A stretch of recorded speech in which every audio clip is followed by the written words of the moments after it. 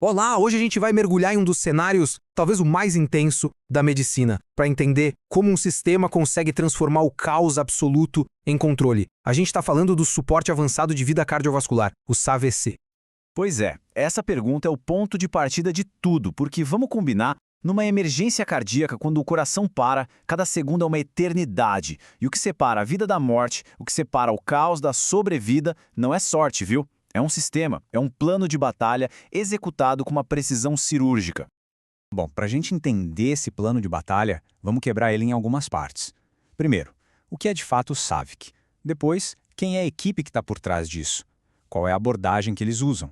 A gente vai ver também como se lida com os diferentes ritmos do coração e, por fim, como tudo isso se aplica em outras emergências além da parada cardíaca. Então, vamos lá. O que é o SAVC? Basicamente, essa é a resposta organizada, a resposta técnica para aquela pergunta que a gente fez no começo. Olha, o ponto-chave para entender isso é o seguinte: SAVC não é uma coisa só, não é um único procedimento. Pensa nele como um conjunto de protocolos, quase como se fosse um software, sabe? Que roda num hardware humano, uma equipe super treinada e o objetivo é muito claro: pegar tudo que a ciência tem de melhor e aplicar do jeito mais rápido e organizado possível para tentar trazer de volta o coração e, claro, o cérebro. E quem é que roda esse software? É aí que entra a equipe, que funciona, olha, igualzinho a uma pit crew de Fórmula 1. É impressionante. Cada pessoa ali tem uma função específica. Cada movimento é pensado, é sincronizado. E o objetivo é um só, né? Devolver o paciente para a corrida, para a pista da vida. Só que essa equipe não trabalha sozinha, num vácuo. Para tudo isso funcionar, existe um sistema por trás que se apoia em 3 pilares, 3 camadas. Lá na base a gente tem a estrutura. O que é isso? São as pessoas, o treinamento delas, os equipamentos disponíveis. No meio do caminho vem os processos, ou seja, os protocolos, os algoritmos que fazem todo mundo falar a mesma língua na hora da emergência. E lá em cima, no topo, está a cultura, um ambiente que valoriza o trabalho em equipe e a busca por ser sempre melhor. Se faltar uma pecinha dessas, o castelo todo pode desmoronar. E na hora do vamos ver, no calor do momento, o que faz essa equipe ser de alta performance? Primeiro, comunicação em circuito fechado. Funciona assim: alguém dá uma ordem, aplica 1 mg de epinefrina e quem executa responde 1 mg de epinefrina aplicado. Ninguém fica na dúvida. Segundo, papéis bem definidos. Cada um sabe exatamente o que fazer. Um está na massagem, outro na via aérea, outro nos remédios. Tem também uma liderança clara que comanda a cena e todo mundo está o tempo todo reavaliando o que está acontecendo. É quase uma dança, sabe? Uma coreografia perfeita, só que sob a maior pressão que se pode imaginar. Certo, mas qual é o manual de instruções que essa galera segue? Porque não dá para ter achismo numa hora dessas, né? Existe uma sequência, um passo a passo muito lógico, feito justamente para que nada importante seja esquecido. Bom, tudo começa na base, no suporte básico de vida. Antes de qualquer coisa super avançada, o alicerce é esse aqui. Primeiro de tudo, ver se o local está seguro. Depois, gritar por ajuda e pedir um desfibrilador, o DAE. Aí sim, uma checagem bem rápida de uns 5 a 10 segundos de pulso e respiração, e a partir daí os 2 pilares que salvam vidas. Começar as compressões no peito com qualidade e sem parar, e usar o desfibrilador assim que ele estiver disponível. Se essa base não for bem feita, todo o resto, o suporte avançado, não se sustenta. Ok, a massagem cardíaca começou, o básico está rolando.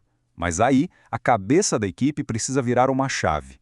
Porque, veja bem, as compressões, os medicamentos, tudo isso compra tempo. É um tempo precioso, mas não resolve a causa do problema.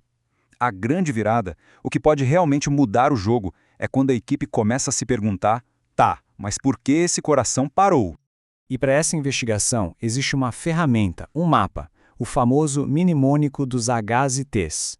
Pensa nisso como uma lista dos suspeitos mais comuns, as causas que a gente consegue reverter. Então, no meio daquela correria, a equipe está pensando: será que foi perda de sangue? É a hipovolemia. Será que está faltando oxigênio? É a hipóxia. Ou será que foi um coágulo no pulmão, uma trombose pulmonar? Encontrar e resolver um desses Hs ou Ts pode ser exatamente o que o coração precisa para voltar a bater. Beleza? E no meio de todo esse processo, no centro de tudo, tem uma pergunta. Uma pergunta que é tipo uma encruzilhada, sabe? A resposta para ela vai definir todo o resto do tratamento. E a pergunta é essa: o ritmo que a gente está vendo no monitor é chocável ou não chocável?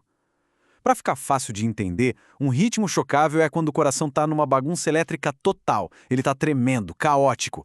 O choque elétrico entra aí como um reset, um Ctrl-Alt-Del, para tentar fazer o sistema reiniciar direito. Agora, um ritmo não chocável, como a sistolia, que é aquela linha reta do cinema, significa que não tem atividade elétrica nenhuma. Não adianta dar choque, não tem o que resetar.